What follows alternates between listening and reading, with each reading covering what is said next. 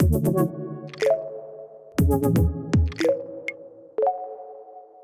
Carl Anthony, Managing Editor of AutoVision News, and welcome to AutoSens Insights. We're speaking today with Andrew Hopkins, who is the Director of System Technology for ARM. And Andrew, welcome to the program today. Thanks for being with us.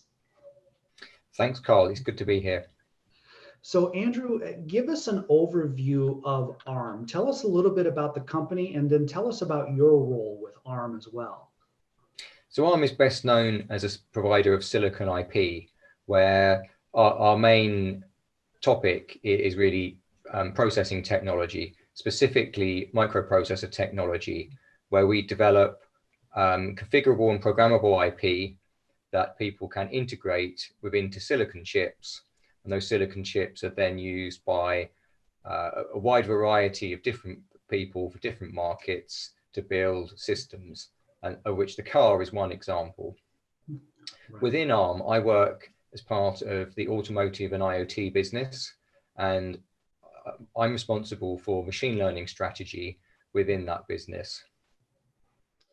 So Andrew, I remember 2 years ago at AutoSens Detroit, I actually had the pleasure of meeting some of your colleagues there, and they had talked quite a bit about car architecture and the relationship that sensors have. So I want to get your thoughts on this, but the relationship between sensors and processing, how will that change as car architectures evolve, and then as autonomous functionality becomes more of a reality?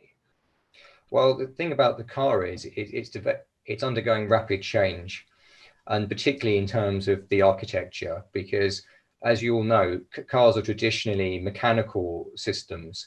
And what's really happening is that the automotive industry is transitioning from a mechanical and electronic hardware viewpoint towards the software-defined car. And that's quite a long and potentially challenging journey. And as part of along that journey, several different versions of car architecture emerge.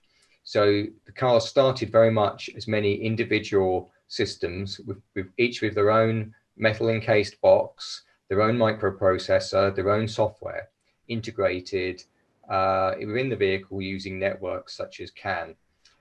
However, that's not a very scalable approach. It's potentially high cost, but actually very significantly, it's high weight.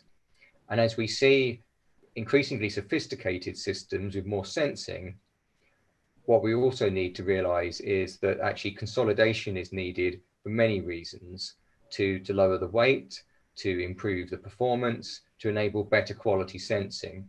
And what we see is a transition initially to domain-based architectures, and that's rapidly becoming, moving to another level of consolidation, which is to have zonal architectures. And that's really where the industry is looking now. The next step to that's going to be actually something we call central car compute, which will become a fully software-defined system. And a big part of this is that as sensing increases, and that sensing, it could be cameras, could be radar and LiDAR that go into autonomous, but actually it could be other smaller sensors within the system that are measuring temperature, pressure, other physical characteristics. Those are important too. And what's typically happening is that machine learning can be applied to enable higher accuracy. And for autonomy, that's higher accuracy in terms of its perception, the ability to identify objects, the ability to identify people and other hazards. But within tiny sensors, though, ML also applies, and it can be used to improve their accuracy. And that is a very powerful capability. And that means that the computing needs to be able to support these very tiny sensing systems and everything in between that and the large kind of autonomous drive systems that are working with multi-megapixel cameras and many other sensors. Of course. So Andrew, we've touched on this a little bit now, but if I may, allow me to ask the question just a little more directly. What is the role of machine learning and artificial intelligence within the context of sensors and sensing? Well, as I was saying, the first step of that is they can actually be deeply integrated within the sensor itself. And that's really where it can enable a higher quality sensor. And part of that can be things like self-tuning, auto-tuning, making sure that the sensor is working as best it can within the environment. Bear in mind, not every sensor is the same. There's potentially manufacturing variations. There's differences in lens and installation, and there needs to be quite often some degree of self-calibration to get the best out of that. Once you've collected your information, and I'm thinking very much of cameras when I say this, you then have to start to make sense of the image, which is the perception step. And there, things like object detection is really the really key aspect. And although there are many ways of detecting objects and to have things like feature classification, machine learning, particularly convolutional neural networks, is the kind of leading way to do that today in terms of accuracy. And that's where machine learning is really coming in. It's a type of machine learning that's very capable at identifying objects. And that is a pivotal part of the overall autonomy pipeline. There are, of course, other types of AI, and some of those, they tend to come to play deeper into the autonomy pipeline, such as for decision making and path planning. Of course. So, Andrew, something that our AutoSens viewers have talked about before, and something we've examined in the conference, and you had touched on it earlier, but this idea of benchmarking. So you look at your cost, you look at your weight, you always try to minimize weight, you always try to minimize cost. So I would like to get your perspective on that. Why are these benchmarks so important? Why is it important to reduce costs? Why is it important to reduce weight, but yet increase functionality? So what are your thoughts on that benchmarking process? Why is that important? Well, a car's a complex system. It has lots and lots of targets. You know, on one hand, OEMs are trying to please consumers by making products more capable, by making them faster, making them more fuel efficient. At the same time, though, they're also under huge pressure to reduce emissions. And there's lots of steps OEMs are taking to reduce the footprint of the vehicle in terms of its carbon consumption. And so between all of those different dimensions, OEMs have got to build the best system they can. And quite often saving weight helps with virtually all of those dimensions. So consolidating systems together to make them simpler, to make them more maintainable, both in terms of the mechanical parts that your local shop will kind of work on, but also in terms of the software that the OEM maintains. Those are all really kind of key in terms of building a better car. And to get to that means making sure that you have the highest quality sensors. It means making sure you have the right sensor quite often. And that then needs to be paired with the right level of computing and processing so that they can get the most out of that in terms of the performance, the cost, the weight. So, Andrew, as we talk about these future car architectures and platforms, how is it that ARM is suited to address this in the future? So what makes the innovations that ARM produces? Why is ARM a leader in the market when it comes to things like this, to these future connected car architectures? Well, the thing about ARM is that we operate in many markets. In practice, we're best known for our presence in the smartphone market, where we have many devices based on our architecture. And by working within the smartphone industry, we've learned a lot, but we've also learned a lot by working with the infrastructure industry, particularly around software. We've also learned hugely by working with embedded.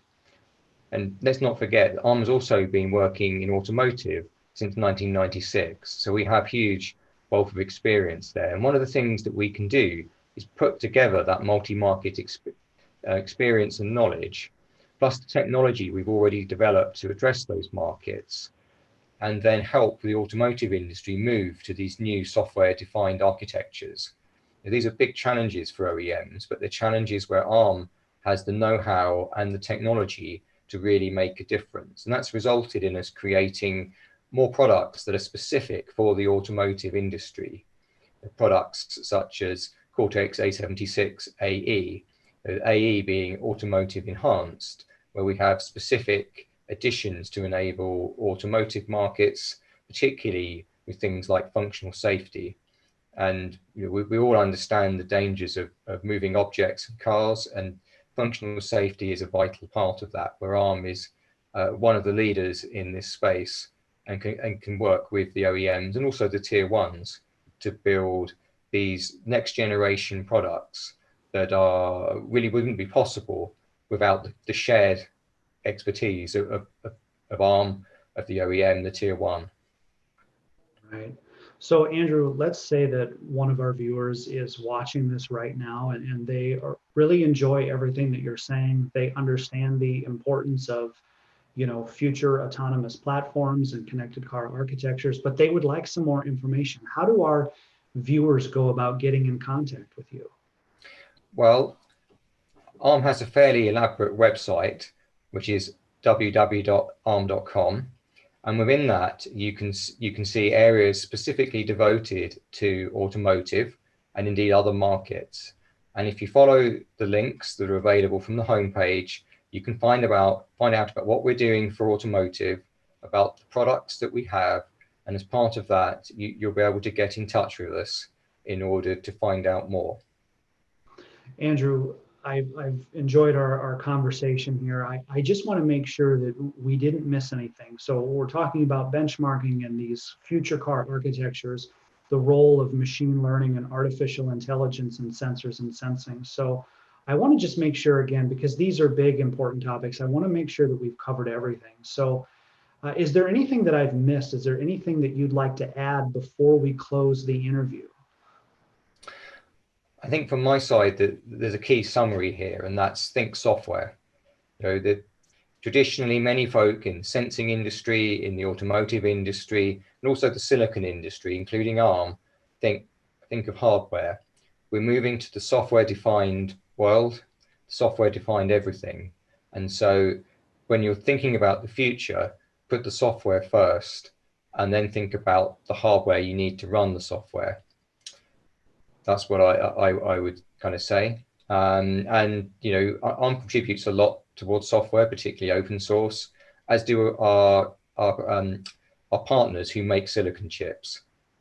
They also invest heavily. And this is all important, valuable work that's going on in the community where people work together to enable better automotive sensing systems. Of course. Well, Andrew, from all of us here at AutoSens, we want to wish you the best of luck going forward. And thank you so much for taking the time to be part of this interview today. Thank you very much. I hope everyone enjoys the show. We've been speaking today with Andrew Hopkins, the Director of System Technology for ARM, encouraging us to think about the software first. For more AutoSens, visit our hub or our YouTube channel. Just search AutoSens.